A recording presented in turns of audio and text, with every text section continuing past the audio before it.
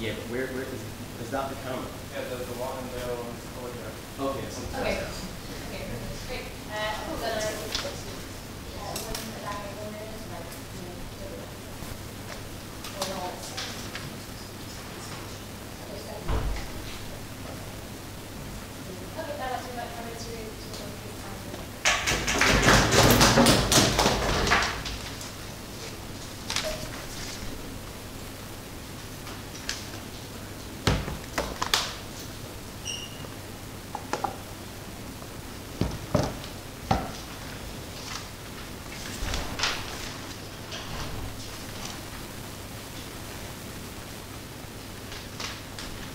Madam Speaker, we believe that a two-party political system is better than a multi-party system for three main reasons. First of all, the increased stability that comes under such a system. Second of all, the less extremism that is created. And third of all, kind of a twist on it, more moderate politics. So first of all, on the more stability. We think under a two-party system you have far more stability because it is reliable that one of the two parties that are most prominent in that system will be able to be elected each time. You will be familiar with their ideologies and far more willing to support them because it's something that you know. It also means that they're far more likely to last the 5-year term. We think that this is very important because under a multi-party system, frequently people do not last the 5-year term. What you often have is a lot of between ideologically opposed parties and coalitions that make the government far less effective to its people, that therefore brings less social cohesion within that society, leading to decreased stability and less support for that state, which is ultimately bad for the democracy, which I suppose multi-party democracies are meant to be able to support. So we also think that the public see government as more reliable and are therefore far more likely to engage in the system, because when you feel like the government is reliable and that they are there and will always be there to represent your needs, that they're not going to be swept away by some ideological force, then it is far more likely that you're able to support them because they're going to be there for the long term to represent your views. We think that it also breeds more efficiency in the government. We think that this is very important in coming to important decisions. We think that when you have a multi-party political system, you often have coalitions with up to, say, 5 parties in it. It's very unlikely that these 5 parties are all going to be centrist movements. This means that it's very unlikely that you will reach a decision quickly. This is particularly important in countries where there are crises going on. This is particularly important because it also avoids the need for emergency powers for a head of state. We think that this is something that often exists in countries where you have multi-party political systems that can often lead to corruption and can often lead to the undermining of that democracy. This is why we think that it's very important that you have a government that can be efficient but is democratic and can address the country's needs very quickly at a time of crisis. We think that it is also very important in consolidating democracies, very important in transitioning countries, because it creates the best possible outcomes. Because most transitioning democracies are often, that previous regime has often fallen due to instability or due to socio-economic pressures. We think that when you have, and they're often used to strong executives, so we think that when you bring in a two-party political system, that means that they have a more reliable government to which they can turn. A government that is reliable but can also get things done quickly enough, which is needed to in order to develop the institutions quickly enough in such a country as that prevents a backlash from the conservatives of the previous regime overthrowing it. We think it's very important in a transitioning regime that things can be done quickly. This is why we need a strong executive. It means more efficient action in times of crisis, which is likely since there is economic instability in these countries, especially after a regime fall, even with it being able to negotiate for aid or help on the international stage. It's good to have a strong figurehead. I will take opening. Okay, is it not the case though that coalitions actually breed accustomment to collaboration and cooperation rather than sort of obstructionist politics that we see in the United States? Yes. That is unlikely when you have more extremism in the parties. What you see in the United States is the problem of the separate elections. What we have in our two-party political system is often more of a parliamentary system where you have the majority elected party being the one in control. That means that what you have is no deadlock between the executive and the legislature. We think that this is very important. This is the kind of political system that we're representing. Thank you for clarifying that for me. So on the point of less extremism, we think that Smaller parties making up a political system allows access to extremist parties. We think that this is particularly important because many of these countries are very unlikely to have a minimum hurdle of electoral votes. So you have parties that have, say like a few % of the vote, being able to get into Parliament. When this happens, they become part of the political discourse within Parliament. Why is this harmful? Because when they're part of the political discourse within Parliament, they're able to say that they are getting that message out there, extremising it. They get more media support because they're in Parliament. We think that this is ultimately very harmful for the reasons that I'll go on to explain. Notice, Madam Speaker, that UKIP doesn't have any MPs despite having MEPs. We think that this is a good thing because we are preventing such an extremist party getting in. Now, why is extremism bad? Because extremism is bad because when it gets media exposure, when it is in Parliament, it normalises things like racism. It normalises racist ideals because it is something to which people are regularly exposed and something which is seen as a legitimate alternative to your current system. We think that this is very harmful. We also think that it means that these extremist parties very often prioritise their particular issue because they're usually reactionist parties over the need of the more vulnerable in society. This means that people will end up being exploited by these extremist parties. It distorts the mainstream parties because they then, in order to get votes, are more likely to make concessions. They're more likely to try and get the voters which they are losing. We see this with the Conservatives trying to become more anti-immigration. We think that this is harmful. Extremism will often undermine the success of a coalition. We see this when you have more extremist parties in that coalition because not only are they usually anti the system which they are part of, so they're actively trying to destroy it from the inside, which is something that can happen quite often, but also, even if they are not doing that, they still have far too extreme views. This means that the parties who are wanting to make up that coalition are far more likely to make concessions to them. They are far more likely to stray away from the moderate and more stable views that society needs. We think that this is very harmful. Okay, so on the kind of more moderate politics point. So everyone will always chase the middle ground. This is where the most swing voters are. This is when you see such concessions happening to these more extremist parties. We think that this is very harmful. We think that larger political parties will mean more dialogue. Why is this a good thing? Because that dialogue and debate happens within a controlled environment that is supportive of the state that exists. We think that this is very important because it allows for the neutralisation of more extreme parties that get in. We are willing to say that on our side of the house, yes, there can be some extremism, but it is better because it is neutralised, because it is controlled, and because they will not become part of that coalition. We think that it's best that these kind of views are represented in this kind of environment. We also think that it's very important in a consolidating democracy that does need stability, that cannot have extreme views represented because it is likely to lead to a harmful situation that prevents the institutions needed for democracy being supported, and that is why we beg you to oppose.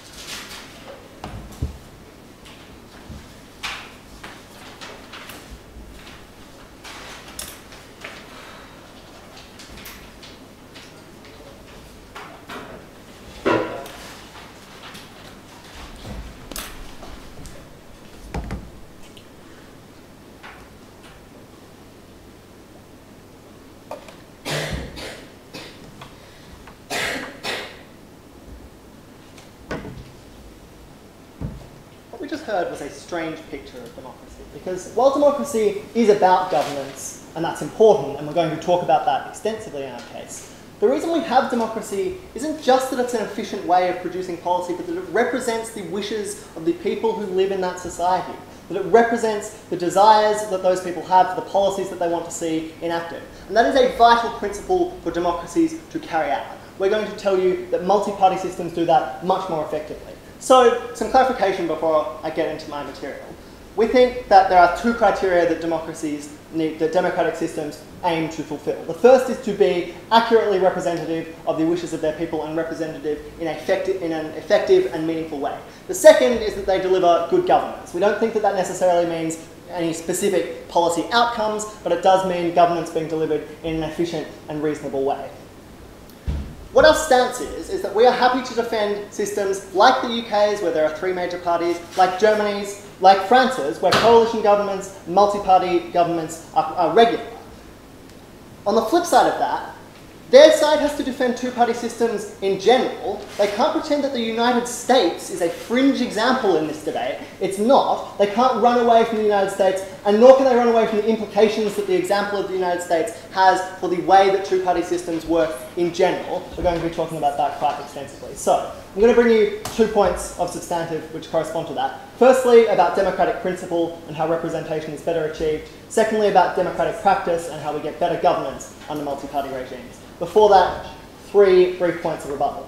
Firstly, the first thing that she tells us is, well, coalition governments are really bad and they're much more likely to happen under multi-party systems. Doesn't give us much explanation of why coalition governments are so bad. And we think that something they miss out, like significantly in the Prime Minister's speech, is that representation is a good. And that when you look at countries like Germany, like France, like Australia until last year, that had governments that were formed on the basis of coalitions, those coalitions aren't always just like inclusive of extreme elements, which was the only real harm that she could point to. And even to the extent that they are inclusive of extreme elements, if that represents the wishes of the people, then we're happy for those coalitions to exist. Secondly, in rebuttal, they talk quite extensively at Prime Minister about executives and emergency powers, both in general and in transitioning countries. We do not think it is true, given the way that two-party systems are much more likely in many cases to polarize parties so that legislative systems can't achieve outcomes, in that circumstance, that always means that what you're going to get is less executive intervention or less need for an executive intervention at a time of crisis. We think that two-party systems often make those kinds of crises worse because there is no ability to horse trade and negotiate among different smaller actors and resolve that crisis without that kind of intervention. Thirdly, in rebuttal, extremism. The kinds of harms that she points to here about giving more airtime to extremist parties all come as a consequence of getting elected to parliament, which comes as a consequence of representing the views of a significant chunk of that population. Now, it might be true, right, that you only need 4 or 5% to get elected to a proportional multi-party system.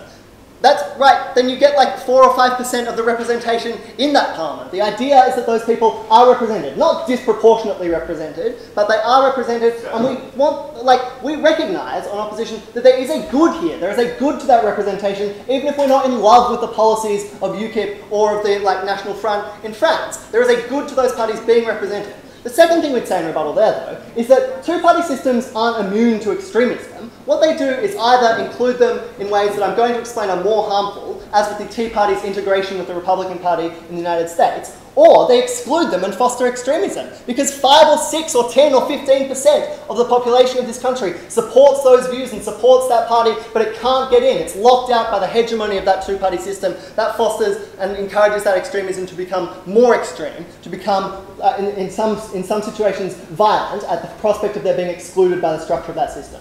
Substantive material now. So firstly, about democratic principle and why we achieve better representation with multi-party systems. There are 3 reasons for this. The first one is just the straightforward idea that you get more options at election time. The first thing we'd say is that if there are more options, in general that means that you have more choice and you're more able to accurately represent your views on that ballot paper. But we'd say at a higher level that the issue here is that the policies that you want won't necessarily match up to the specific agenda of any particular party.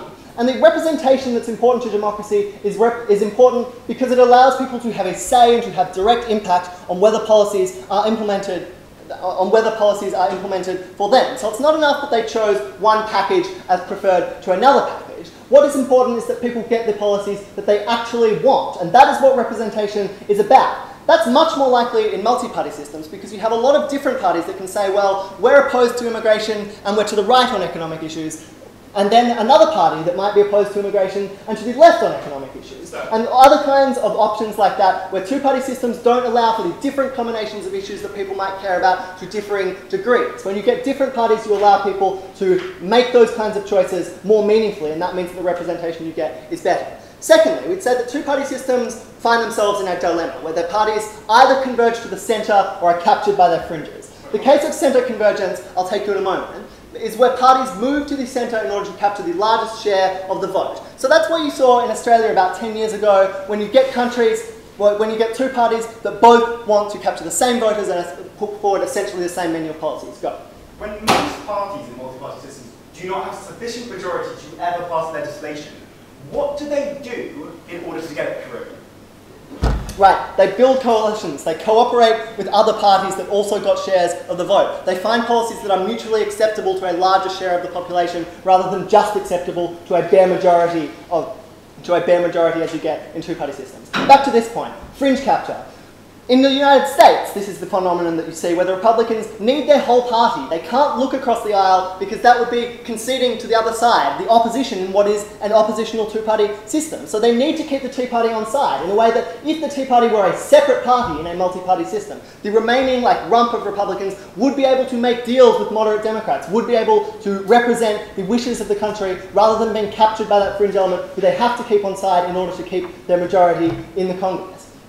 The third reason is that we get more and better debate, and Matt's going to talk about this more in terms of its practical implications. We think you get more views, we think you also get less personality-focused views, because you don't need a central person to override and lead a widely divergent party and give central leadership to that. We think that means you get better debate, which is crucial to representation of people's views as they actually are. You don't get that in two-party systems. We're very proud to oppose.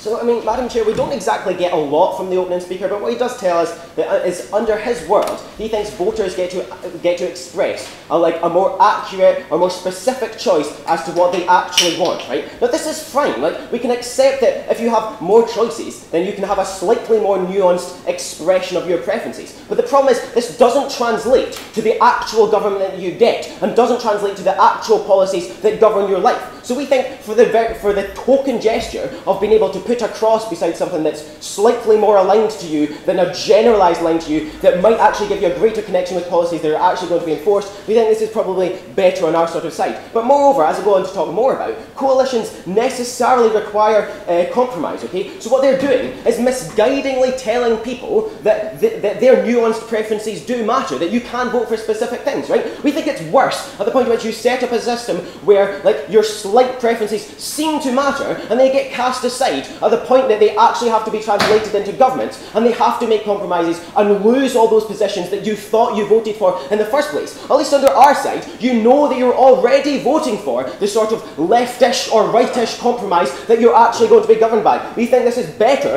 and doesn't lead to as much disenfranchisement from the actual government that you're led by. I'm going to talk about two things. I'm going to talk about why we get better politics under our side of the House, and then I'm going to lay out some specific concerns with coalition politics, which is what they've accused us of not doing yet. So we'll get into that. So first of all, what is the aim of a political system? We can broadly agree that the purpose is to represent people, okay? But we, from government, would say that objectively, what you're trying to do is represent your country as a whole. You can never represent specific individuals. So what you ultimately want, in terms of getting the best democracy that you can, is as many people feeling as represented as possible. This is never going to be close to perfect, but we think we get a lot closer to it under our side of the House. Why is this? Because first of all, coalitions are never voted for, okay? And we think at the point at which you give people the rhetoric even to say that under your side of the House, we think it's far likely that people are going to feel represented at the point at which the party that they voted for is now being morphed into something else, and they feel like they're not getting what they voted for.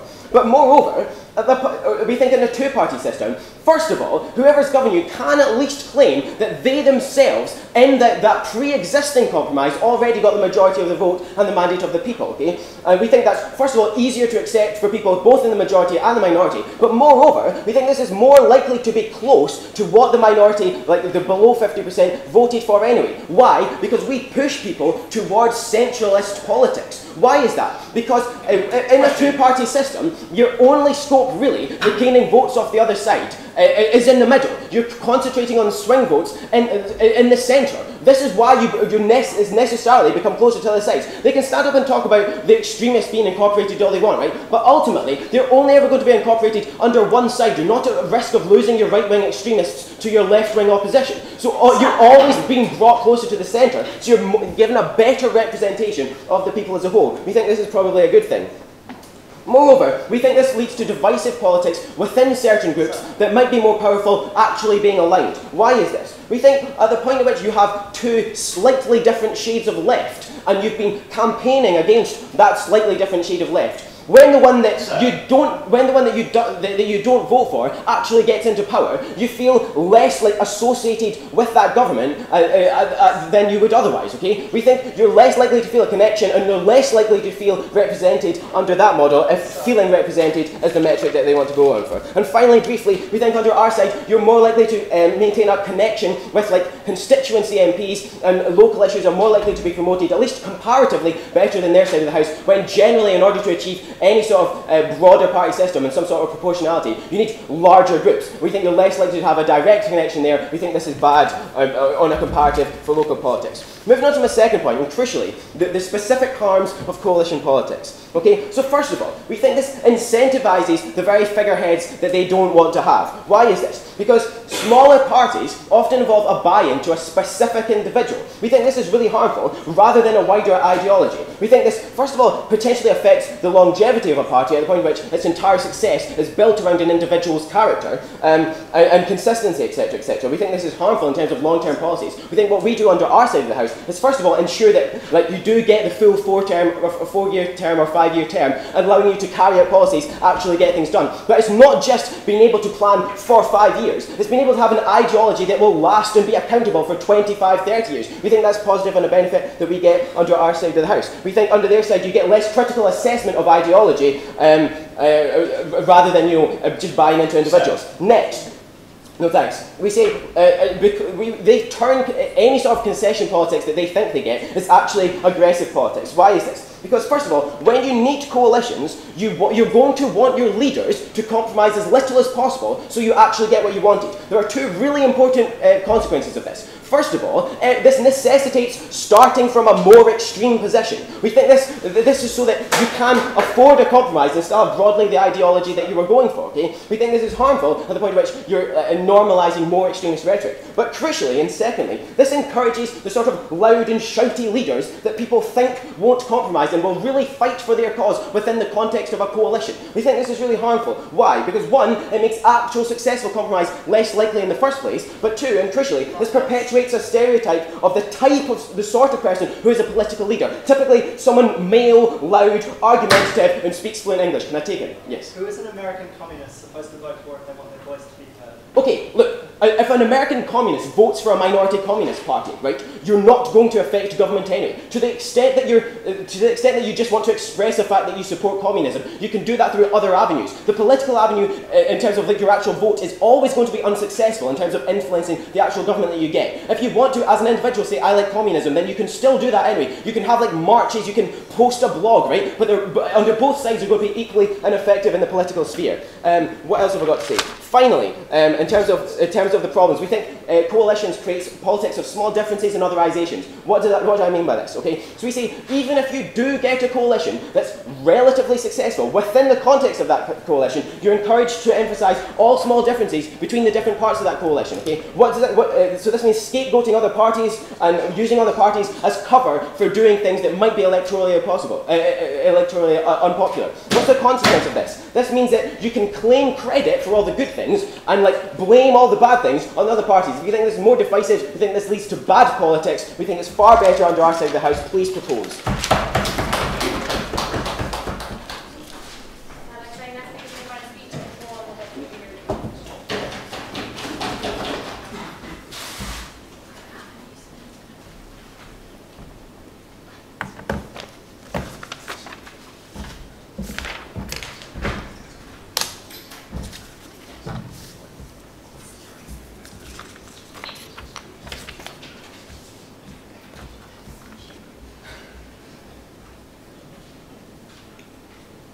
The proposition case rests on a mischaracterisation and misapprehension of the realities of coalition government. The experience of the UK in the last 4 years, a country historically unaccustomed to coalition building, is not representative. Okay, not representative. We point to the experiences of places like France, Italy, Germany, Fergus does this in his speech, he tells you that when people are accustomed to coalition building, they are more open to compromise. Moreover, those are compromises that adequately reflect the genuine preferences of the electorate, rather than allowing people to conform to one of two artificially constructed sets of preferences. Fergus asks, in a point of information, who should an American communist vote for? The response is, extra parliamentary means, as Fergus tells you in his speech, that can lead to violent extremism, which doesn't get responded to, or you can post a blog. Quite frankly, blog posting isn't good enough on our side of the House. Fergus gives you a vigorous defence of the principles of democracy, which don't go adequately responded to. Three things in closing out the top half. First of all, quite a lot of rebuttal. First, and then 2 points of stance, very briefly telling you, elaborating on some of the stuff Fergus gave you about how it leads to good governance, and secondly, talking to you about how it enhances political engagement, leading to real policy benefits. First of all, then, in terms of rebuttal. So the first point that we get is the notion that coalitions are very frequently short-lived and often collapse. Firstly, this is not always the case, right? We say we can point to numerous examples around the world with countries which are accustomed to coalition building, where these coalitions do come to fruition. Secondly, we don't say it's a bad thing if a coalition doesn't work and therefore does fall apart, and then people have the opportunity to reallocate their preferences at the ballot box. What we think you see on their side of the House, they call it stability, we call it hegemony, okay? We don't think it's okay that if a party gets into power, there are no checks on it for that 5-year period. We don't think a suspended democratic dictatorship is a good on our side of the House. These guys tell you that especially this is a good thing in transitioning democracies. We say in places where people are unaccustomed to the sort of marketplace of ideas, we say it's a very bad thing if governments get in and just conform to one of two power blocks and then sort of just vigorously reinforce themselves. Secondly, in terms of extremism, as we've pointed out, we think there's a good thing that if people have concerns which fall outside the political mainstream, they have an ability to levy this change at the ballot box. These guys tell you that you can express it. The first thing they say is if it is such an extreme view, even if you get that a vote into Parliament, you won't be able to affect policy. That is not true, okay? We point to the example of Caroline Lucas in the United Kingdom, an MP for the Green Party who has been able to significantly voice Green concerns in the UK Parliament and acts as a moderating influence for the first time in the UK's political history. So it's a really good thing when minorities can get in, even if they're not actually affecting government policy, they are at least voicing the concerns of a significant minority of people and having that impact upon policy in one way or another. Next then, in terms of rebuttal, this sort of just very misguided stuff about coalition building, okay? These guys tell you that you are going to vote for people who never compromise because you are going to be wanting your policies that appeal to different sections of the voter base of the collective bloc. They articulate those policies very clearly to their electorate, so that electorate does not feel cheated, and then really does re-engage with the electoral process, which said leads to better governance, not worse. Finally, in terms of rebuttal, these guys say that leads to better engagement from your MPs and your local politicians. Nonsense, right? Because if you're a shipbuilder in Michigan, who are you going to vote for if you're Democratic representative? What often happens in two-party political systems is that you lead to gridlock. Crossing the aisle is seen as an adequate information. Anyone has one? Okay, so engagement. Why is engagement important? Firstly, because we say when people are engaged in their politics, they are more aware of the issues which surround them, and they are able to evaluate and properly act upon their preferences. Secondly, we say that engagement is important because it gives you a sense of involvement in your government. It gives you the sense that you hold a stake in that government, meaning you're more likely to vote, more likely to follow those sorts of policies. We say that representativeness and a sense of being involved is an important thing on our side of the House. Closing. If the party that I vote for is almost always having to make concessions that go against the things they said in their manifesto, why do I feel like I am more involved in the system? Don't I feel then like no party? Okay, so firstly, in terms of representativeness, if you do not fall on the centre-left or the centre-right in America, you do not have any representation whatsoever. There are significant minorities of people who go completely unrepresented. Secondly, if you vote for a party and you have to make if that party has to make lots of concessions, that is a reality that people in countries which are governed by coalitions frequently are well accustomed to. Moreover, those leaders will be honest and frank and articulate the reasons why those policies couldn't be passed this time around. Moreover, we think that you are at least going to sort of see that preference being enacted in a small way, even if it is only acting as a limitation or a pressure valve on the sort of in either circumstance that engenders a deep mistrust of politics, which prevents people, particularly people who are worse off in society and people who are younger, from properly engaging with that system. Why is a multi-party system better? Firstly, because there are different people making the arguments. At the very least, there is a different set of faces making those arguments. Secondly, the arguments that are being made are different, okay? We say the parties such such as UKIP can come along and reinvigorate the political process. Parties such as the Pirate Party in Sweden can give a very different approach to politics by advocating, constructing their stance as an online one. These parties can come along and can actually give voters something to think about and can excite voters into voting. We say it's important, though, that these aren't just sort of fringe movements or protest groups, but can have an active benefit on policy, so you're much more likely to care and much more likely to engage when you feel that your voice can actually make a difference. We say that leads to people engaging in their politics. A couple of good things from this. Firstly, it means that we have an adequately representative politics. Secondly, it means that you are more able to hold your representatives to account, because if they screw up, you can vote for someone else, and you can also make sure that those voices are being heard as pressure valves. Ladies and gentlemen, multi-party systems lead to better representation and better standard of governance. For those reasons, I'm exceptionally proud to oppose.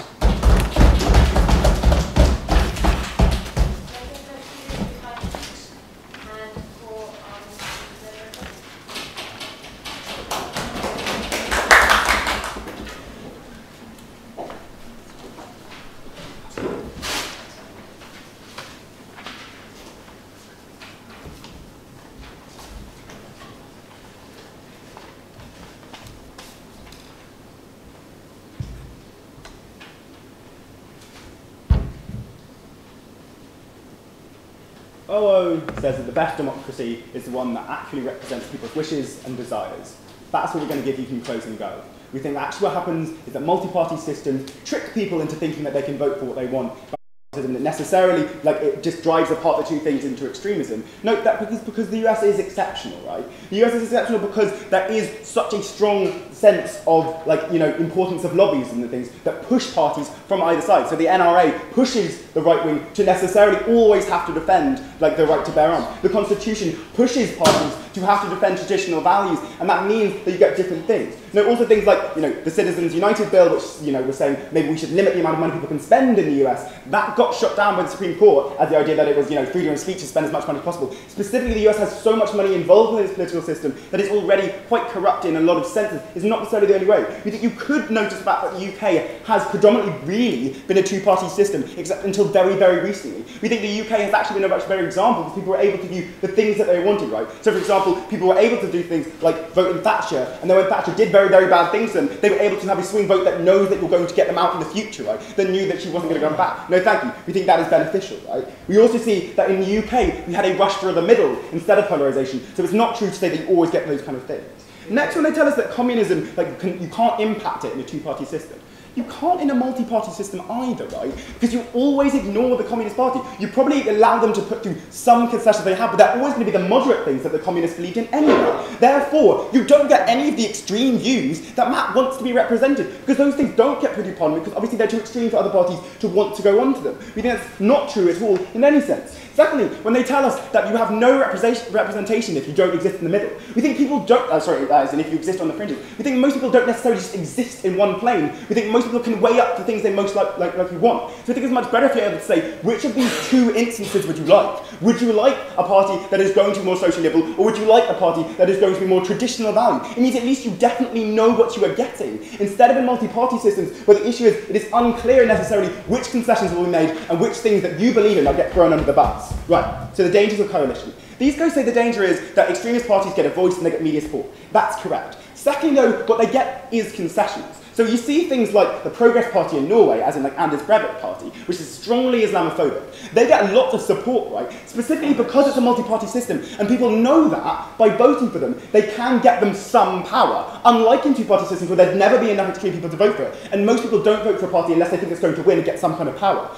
The thing is, people view the Progress Party like the people on the right in Norway. The Conservative Party in Norway views the Progress Party and says, we need you to vote alongside things that we say. So you know what? If you go and vote on our voting bloc, we're willing to agree with you when you say you can't set up an Islamic school in Norway, as happened, right? It got pushed through not by the Islamic Progress Party, but by other parties that sided alongside it that didn't have states, specifically because they wanted to buy, to buy that party into the thing. It's exceptionally problematic, right, for a couple of reasons, right? One, because it means the government now is explicitly saying that that kind of view is a legitimate view, and also that kind of view is a popular view that is being held up as a positive and powerful, authoritative thing in society. It's also problematic because it means the main parties, the parties that people say they're not that extreme, are working alongside alongside racist parties, are working alongside extremist parties, which means that kind of extremism becomes something you associate with the right wing in general, and you associate with politics in general. It becomes less shocking because it's no longer extreme, it's now being co-opted into the majority. It's incredibly harmful. Now,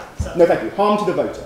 Voting is the most powerful when you have an educated vote, right? So you don't just have democracy just generally good. Basically, it's most powerful when we know what we're going to put in, we'll definitely get something out, right? So it's best if I know that when I vote for X party, he's going to do X thing, and I wanted that thing, or maybe I wanted that thing slightly more than Y thing. The issue with coalitions, right, is you don't know which things they give up. You don't know which things they're going to have to tap to make it. These guys say it makes for a better discussion. We think actually what it often makes for is parties dropping things that are problematic in their things. Dropping things that were really, really popular, so they're able to spin populist rhetoric, right? They're able to spin things like, we're going to help the common man. They're able to spin things like, we're going to build more welfare programs. But then they're able to back down on those things when they say, sorry, we had to concede because other parties weren't so clear on it. And you can't hold them to account in the same way, right? Because you can hold parties to account in two-party systems, right? You get swing votes. You get swing states in America that specifically say when governments have done bad things, we are no longer going to vote for you, and you can see a definite shift that says you've done the wrong thing.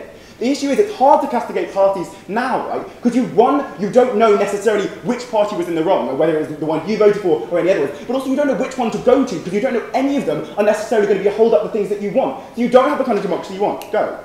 You said the Communist Party is pointless because they only get their most moderate demands, but the Progress Party is dangerous because they get their most extreme ones. Are minor parties influential or not?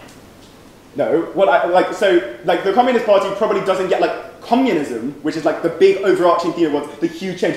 Plausibly, it does get some left-wing legacy policy push through. But we think probably what actually happens is they get through only the things that aren't so shocking or aren't such a big deal, right? We think that's just more likely with the left-wing parties. But we also think that even if that is a benefit you get on the side of communism, it is a significant harm on the side of empowering those extremism that you still have to weigh out and say, actually, it is worse off to empower those kind of right-wing fringe parties, especially because people probably wouldn't have voted for them if they didn't think they were getting. You don't see people voting for them in two-party systems because they're not legitimate places to vote. Next on why it harms voters. Single-issue voters. If gay marriage is the only thing I care about, because I'm a gay person and I just want to get married, right, it's really, really problematic when I can't see any of the parties necessarily standing up for the thing I say. Because lots of them spin the rhetoric that suggests they're going to support that, but none of them are specifically holding to account. The difference is, in a Democrat-Republican, I know if I'm going to vote Democrat that they are supporting gay marriage and they're pushing those kind of things through. The difference is, when you get policies that necessarily polarize, you're always able to side with the thing that is more better, right? We actually get better representation under our side. Even if you're not able to vote for the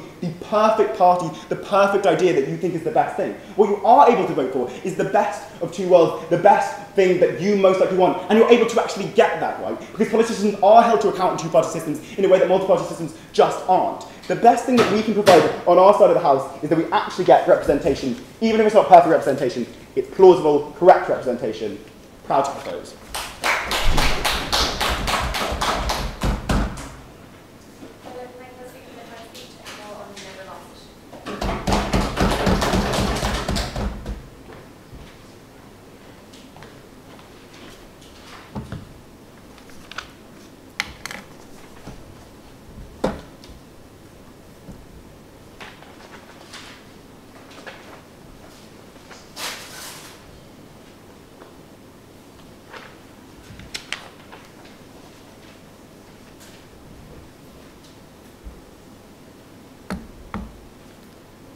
So as already mentioned, the metrics of stage we judged upon are whether representation goes better on our side of the house or on their side of the house, and which side of the house delivers effective governance. Our contention in closing is that we win on both of these for three main reasons. It stops dangerous sectarian politics, because these are less likely to develop under multi-party systems, that we represent vulnerable and marginal groups and minority groups who need the protection of a multi-party democracy, and finally that we stop elected dictatorships. These are many of the harms which these guys are concerned about. First, escaping extraneous rebuttal. So you've had this contention about coalition collapse and ineffective coalitions. So we don't think that coalition collapse is likely in multi-party systems on the basis that because the nature of the system leads to coalitions forming, a high premium is placed amongst voters on electing parties who can work together, who can survive the parliament, who can come together for the common good in order to be able to solve the issues that are occurring. This is why in Germany, for instance, you've got a grand coalition between Christian Democrats and Social Democrats, because it was necessary to overcome the financial crisis. We think there is an incentive to behave in a reasonable fashion. Furthermore, we think that we need to get effective coalitions because the leaders who are selected are ones who are known for their reasonableness and their ability to engage in horse trading. Again, see Angela Merkel, somebody who's seen as being capable of dealing with a wide number of people. Finally, this issue about, but you just don't know what you get. Well, one, you do know what you'll get, because in many coalition systems, parties will say these are the flagship policies we cannot compromise on, and you know when you're voting in the election what the likely electoral outcomes or electoral pacts are going to be.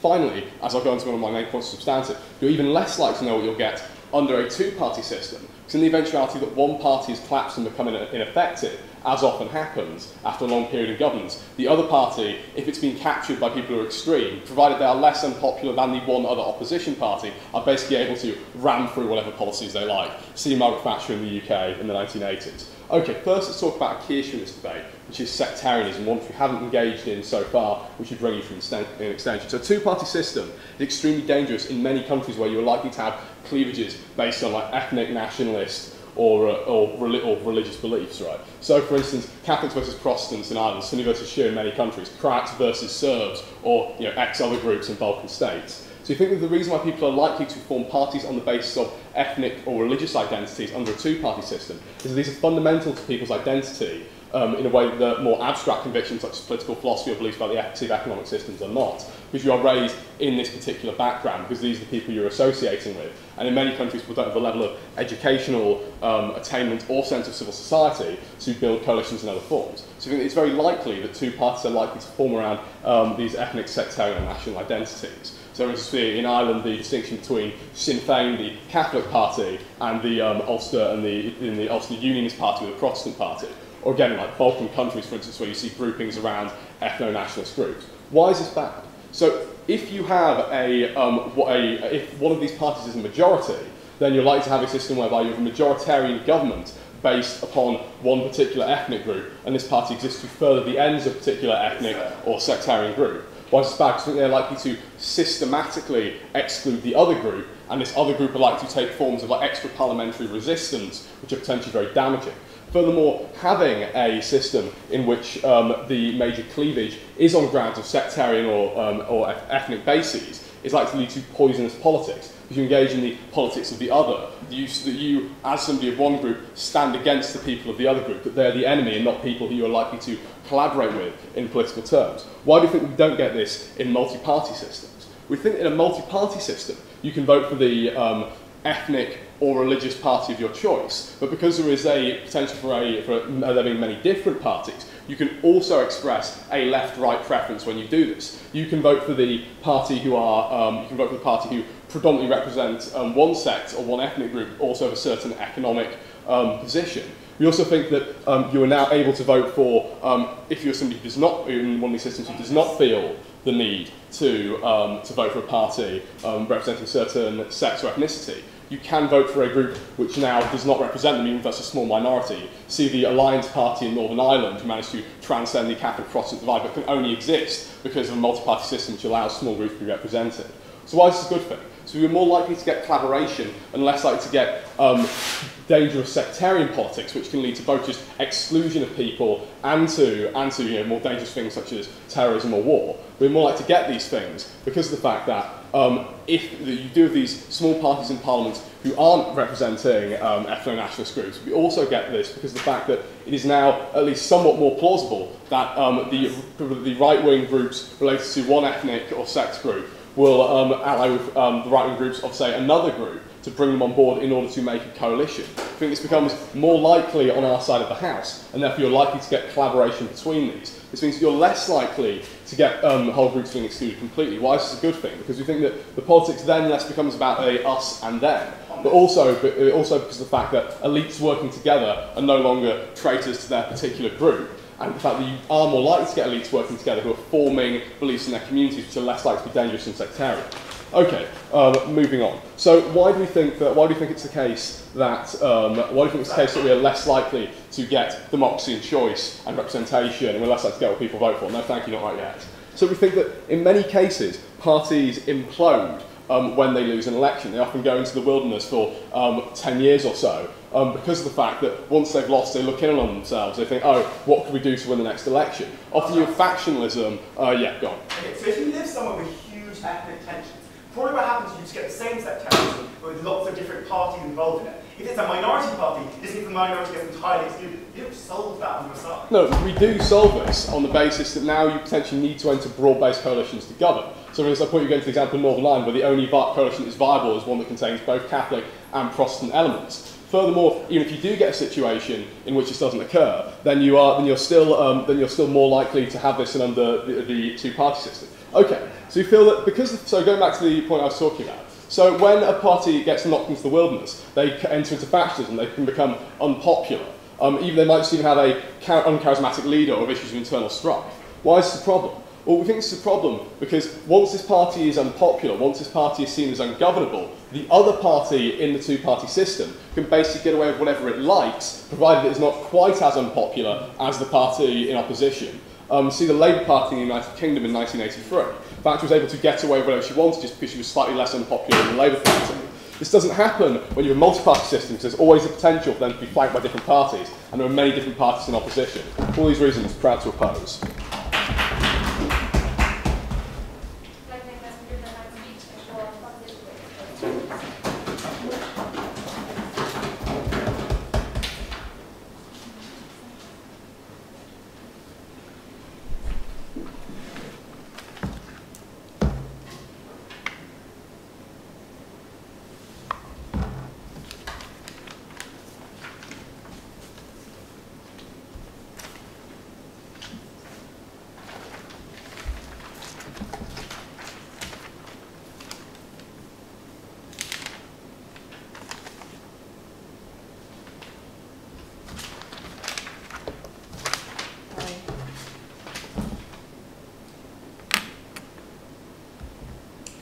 So I'm going to talk to you about two main points today. Firstly, I'm going to talk to you about the most important point in this debate, how we adequately represent the views of the country. Secondly, I'm going to talk to you about extremism, legitimising extremism, and how that falls on our side of the house.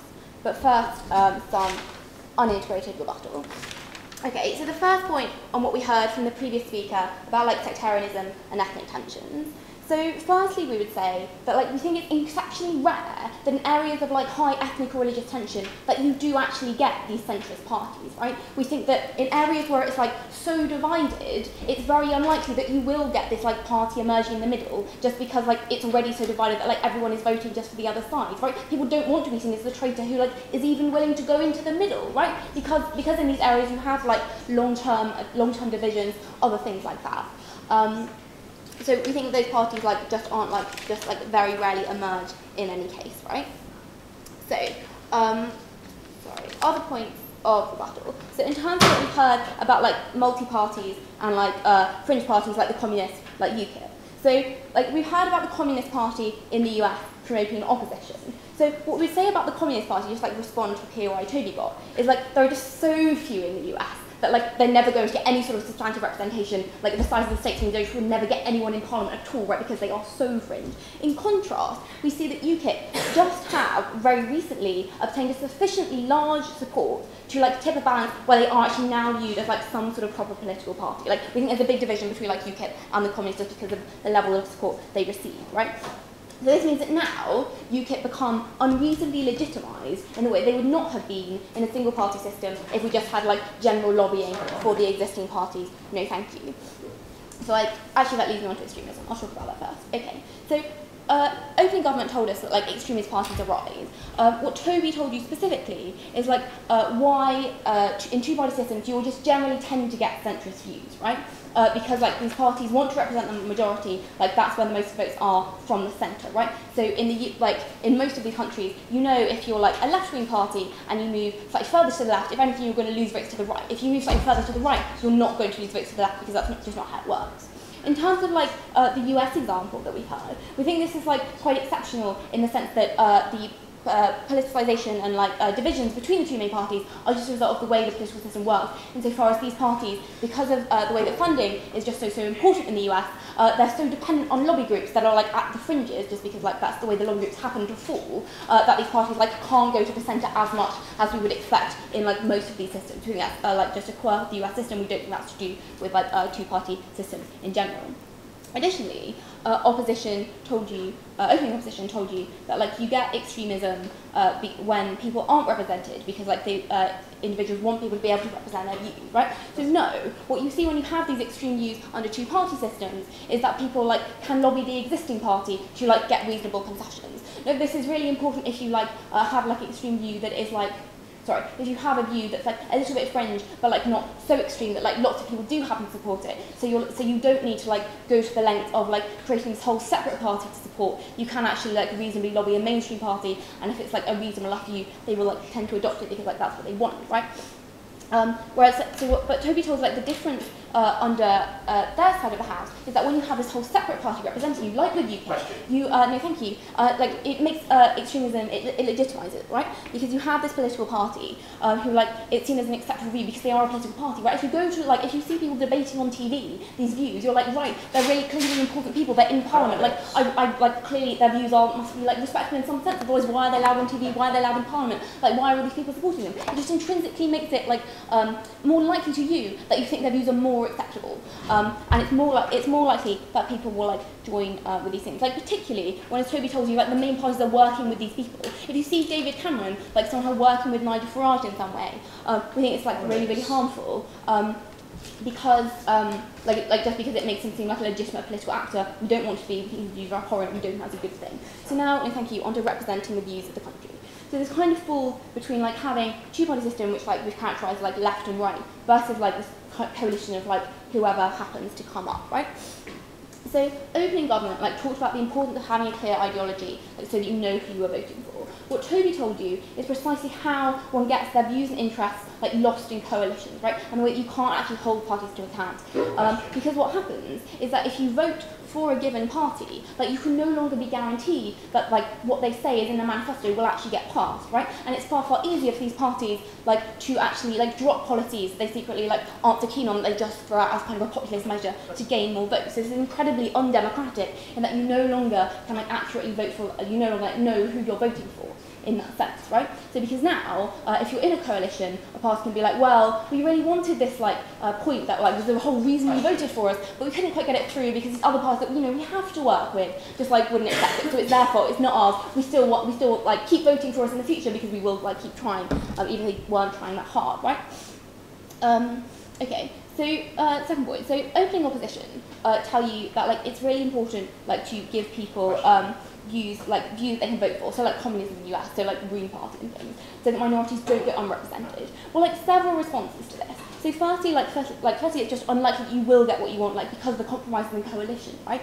Last chance. No, thank you. Because of the compromises you get in a coalition, right? But like further, we don't see why minority views are necessarily more important than like centrist views of the majority, right? So if you've got like lots of moderates, we think that's like to be more representative of the country as a whole. We think people are less likely to be like really alienated from the government than if you've just got this coalition of like quite a few fringe extremist groups. We think it's bad that they get so much of a say when their views are so far removed from the majority of the population. I think that's more anti-democratic than it is having like one left and right who like are like fairly centrist. Okay. And like these people are fighting like lots of random concessions, it's like a bit of a mess, right? So finally, opening opposition talks about UKIP like good because they give people a voice, and like if not, these people can't enact policy, right? So we'll say a few things. Like firstly, if it's a single issue like party, they like to not get a great voice, like see what I told you about the communists. Like otherwise the main party would adopt their view, right? So see like what we've got the Conservatives like are anti-immigration, but they're more moderate. Like they've become anti-immigration because of what's going on, but they're like far more moderate than UKIP. If we just had a lobby group, they probably would have become far more moderate like on their own without UKIP needing to get involved. We think like UKIP is bad. But secondly, if it's like a multi-issue, you intentionally have to compromise, you're unlikely to get things through anyway. It's incredibly hard to know what you're voting for. So say like if you look at the Greens, if I want a Green person as an MEP in the European Parliament, I don't know that they're like so that they're actually like have to be in a coalition with the Socialists because like that's how they get things through Parliament. If I'm like a Republican Green person, it's like there's no one I can vote for. I'm incredibly proud to oppose.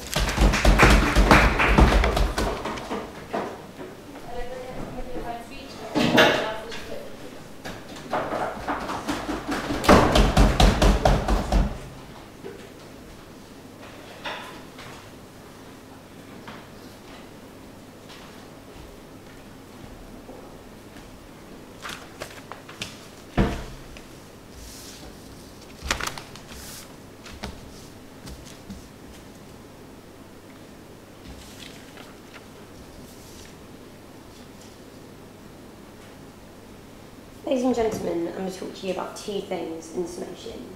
The first off, whether or not you do get a more representative democracy under two-party or multi-party systems, and why we think that representation, which we do get under our side, is so very important. Secondly, what's the best way to deal with extremists and outside of the mainstream views, and why we think that's better also on our side. Before that, some general rebuttal. So they tell us, like, well, it's really rare in these areas of ethnic tension and people won't want to work together anyway.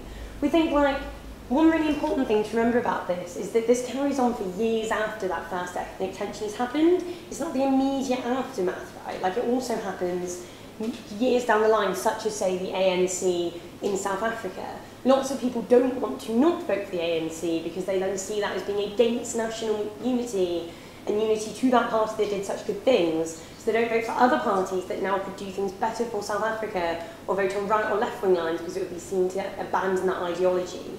We allow people to be able to do that at a point where they can vote for an ANC or nationalist party that is right-wing or is left-wing, that gives them more choice. We think that's better in the long term for these parties and allows them not to remain split on sectarian lines. Is the USA a one-off? Well, we think, like, under the point that in a two-party system, there are going to be groups trying to lobby those politicians. We think this happens particularly in the US because, like, it's big, a lot of money's involved. We see no reason why that can't happen in any two-party system, right? At the point where, when you're a right-wing party and you, like, won't lose right-wing votes if you pander to the NRA, even if most people don't want you to do that, because they have nowhere else to go, we think it is always the case that these big parties will pander to lobby groups that happen to sit broadly with their ideology, because they have no incentive not to, and they gain votes by doing so. So we don't think you can just call the US a one-off. They also tell us it's an example of, like, gay marriage, and people will just be wishy-washy about whether they support it. We think, like, generally, like, people will tend to, there will be an incentive to put it in your manifesto and put it as one of those key points if people in general support it. So we think you're still likely to get that, but we also think generally unpopular views, you're more like marginalised views, you're more likely to get a fair hearing of, and we're going to talk about that in a bit. Okay, so they told us, like, so we think under a multi-party system, you're less likely to get extremism. So why is this? Racism emerges among alienated white working classes because of the fact that they aren't represented properly. They have lots of problems such as lack of housing, lack of jobs in their areas that people aren't dealing with, and it's very easy to blame them on on people from other groups and use them as a scapegoat. What happens right now is that the centre-left can't just abandon these votes and ignore this part of, like, what they are, because they need them to have any chance to get into government, because they can't take votes from, say, smaller left parties that don't agree with these sorts of, like, extremist views. Even if the general population mostly don't agree with those views, they have to keep pandering to them to be able to stay in power. We think under a multi-party system, you would allow those centre-left parties to abandon those views, and if they're able to make a big, broad base, and the most people in the country don't want those policies, then you can get that better under a multi-party system. Even if most people do want this, what we think is really important is when you get these views out in the open, because people are still racist anyway. Just because you haven't given them an MP, all that's happening is you've now got white working class people who are disengaged, do not feel represented, and do not engage in policies. That's bad for them because they don't get the solutions that they actually need to problems like housing. But it's also bad for people who aren't white, because those people still harbour those views and are still racist in a day-to-day like fashion. So the actual real, like, microaggressions that happen and affect people in day-to-day life continue to happen, and we think that's really, really bad. So how do you get, no thank you, the best thing that you're going, what actually happens in terms of, like, are you going to get what you want? So we think, like, what they've offered us is they've said, well, you get to pick between two of the best, like, these two systems, you get to really know which one you want. But that's essentially a meaningless choice if you don't want one of those two systems. That you're just being offered two systems that you might have no buy-in to, you have no want to. So what then happens is you then either disengage or you're complicit in a system that you don't actually want. We think, like the example of you wanting to vote for a truly left-wing party in the US. You just aren't able to do this, so we think that they aren't representative and that isn't a real choice. No thank you. They also told us, well, like, you're only getting slightly less representation than you would otherwise. We think it is a really big difference when it's something like socialism in the US. Yes, it's just so devoid of choice on this at the moment, okay? Then they told, and we think it's really important that people are like actually represented properly, because we think the more represented you are, the more likely that you're going to actually question things properly. So as opening told us with the idea of like you're going to know more about issues and make better decisions, what we're saying in closing is that actually combats that extremism, because you're actually talking about issues like why white working class people can't find houses or jobs. So you get solutions to them rather than just continuing having that underlying racism. No, thank you. I'll take one from opening if they have it though, even if it's in a minute. So yeah, we think that's very, very bad. We think what's also really bad is you end up getting these parties, as Henry told you, which are just locked in. You end up getting parties locked into the wilderness. If they've done badly in an election, or they've done badly during, I'll take you in a second, if they've just been governing and they've done badly. So what happens then? They then get seen as, say, incompetent, or they've just had a bad situation, like a bad economic downturn, that arguably happened to the Labour Party. They then become, sorry, I'll take you now. Do you think extremism and racism is worse when it's squeezed out of the political atmosphere or when it's a legitimate political view? Right, I think it's worse when you just squeeze it out and ignore it and never allow anybody to actually talk about the root causes of racism, right? That's what I just told you, okay? I think, like, the harm to them being in Parliament is less than the harm to it never being discussed by people still having these beliefs and to marginalising working class people. But okay, so these people then never get elected, but if you want to vote for them, so say like the Labour Party have just been forced out because of the economic downturn and their like perceived incompetency, you then make it so that for years they are an untenable option for government, even if the majority of people want a left-wing party. In a multi-party system, you can actually have this party again in a different form. You can have a left-wing party who say, well, we are more responsible with the economy, and the other left-wing party vote for us now, and that's available to happen. Okay, so for all these reasons, we beg you to oppose.